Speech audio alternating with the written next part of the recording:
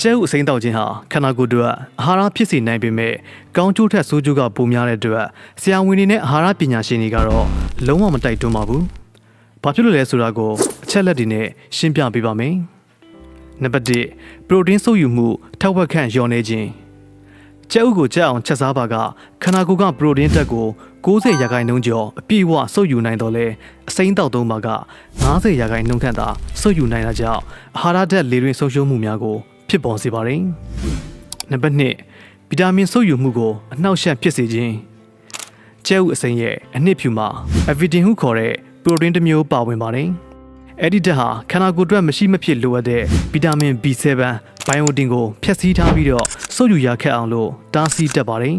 ။ဒါကြောင့်ကျဲဥကိုအပူပေးချက်ပြုတ်မှသာအဲ့ဒီဓာတ်ဟာပြက်ပြဲသွားမှာဖြစ်ပါတယ်။နံပါတ်3ဆာမိုနယ်လာဘက်တီးရီးယားအန္တရာယ်ရှိခြင်း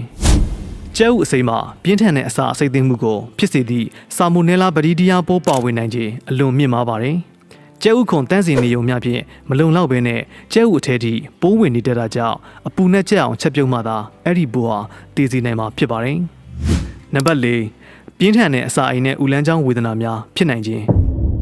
ကျဲဥအစိမ်းမှာပါတဲ့ပိုးမွှားများကြောင့်ဘိုင်းအောက်ခြင်းအော့အန်ခြင်းအပြင်းထန်ဝမ်းလျှောခြင်းနဲ့ဖျားခြင်းစတဲ့အစာအဆိပ်သင့်တဲ့လက္ခဏာများကိုရက်အတန်ကြာခံစားရနိုင်ပြီးတော့ခန္ဓာကိုယ်ကိုလည်းအားအင်ကုန်ခန်းစေပါတယ်။နံပါတ်5ကိုယ်ခံအားနည်းသူတွေအတွက်အသက်အန္တရာယ်ရှိခြင်း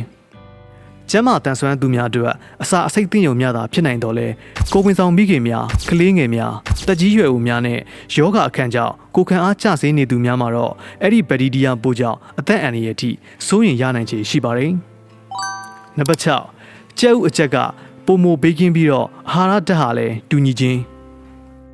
ကျဲဥကိုပြုတ်ခြင်းကြော်ခြင်းပေါင်းခြင်းပြုလုပ်ခြင်းကြောင့်အာဟာရဓာတ်များမပြတ်စည်းသွားတဲ့အပြင်ခန္ဓာကိုယ်ကပုံမဆုပ်ယူရလွယ်ကူပြီးတော့ယောဂပိုးမွှားအန္တရာယ်မှလည်းရာနှုန်းပြည့်စိတ်ချရပါတယ်။အနှစ်ချုပ်ကိုပြောရမယ်ဆိုရင်တော့ကျဲဥအစိမ်းတောက်ခြင်းဟာခွန်အားပုံမရရှိစေတဲ့အယူဆဟာမှားယွင်းနေပြီးတော့ကြက်အောင်ချက်ပြုတ်စားသုံးခြင်းကသာအာဟာရကိုအပြည့်အဝရရှိစေကဘေးရန်တွေရဲ့အကင်းရှင်းဆုံးဖြစ်ပါတယ်။ဟုတ်ကဲ့ပါကျွန်တော်အခုဝေမျှပေးတာကတော့ကျဲဥအစိမ်းတောက်ခြင်းကိုရှောင်ကျဉ်တဲ့အကြောင်းရင်း6ချက်ပဲဖြစ်ပါတယ်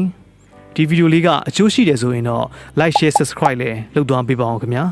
နောက်ထပ်ဗီဒီယိုတွေမှာဘယ်လိုကျမ်းမာရေးဘူးတူတာနဲ့ပြန်လာမလဲဆိုတာစောင့်မျှော်ကြည့်ရှုအားပေးကြပါအောင်လို့ပြောကြရင်းနဲ့အခုဗီဒီယိုလေးကနေနှုတ်ဆက်လိုက်ပါရစေဗျာ